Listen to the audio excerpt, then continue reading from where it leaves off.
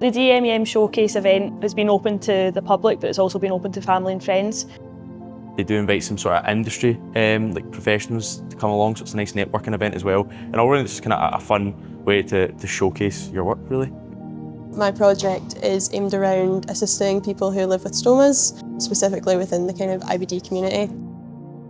This project I worked on is accessible garden tools, mainly to enable elderly women to continue gardening.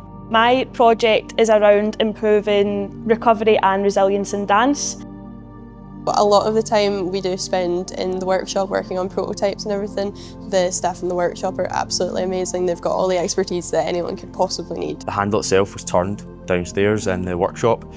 The metal sill heads were designed by myself on the computers, but then given to the metal lab, which they then waterjet cut for me. I was referred to a lot of industry experts who shared knowledge and expertise, which opened up different avenues for my own project and showed me stuff that I wasn't aware of before. It's been really rewarding for family and friends to come in and see what you can actually achieve here at Strathclyde.